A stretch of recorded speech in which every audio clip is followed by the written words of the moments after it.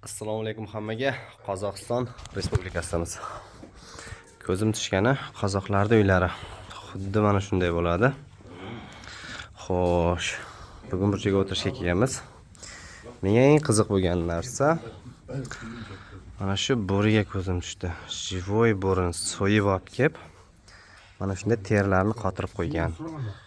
Ko'zlari, tillari mana shunday живой turibdi. Tirnoqlari. Bu tulki, xullas suvenir holatida mana shu yerda turgan narsalar. Qozoq uylarida men bunday katta deb o'ylamagan edim.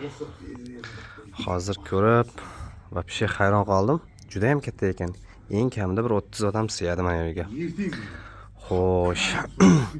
Qozoq dombralari. Bu adashmasam kaklik kiyik shoxlari. Xullas, buni balandligi juda baland ekan. Eng kamida ham bir 5-6 metr.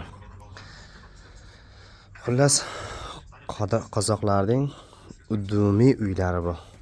Shu an'anaviy bo'lib qolgan, oldin qozoqlar qabila bo'lib yashagan. 7-8 oila bo'lib yashagan. Bu an'ana hozirgacha qolib ketgan. Ko'p qozoq klientlar kelsa, kafe restoranlarga har bir qozoqlarning kafe restoranlarida mana shunday qozoq uylari bo'lishi kerak, an'anaviy. Sababi kelganlar juda ko'plar qozoq uy borma deb qozoq uylarga o'tiradi. Xuddi shunday biz ham bugun kelganmiz.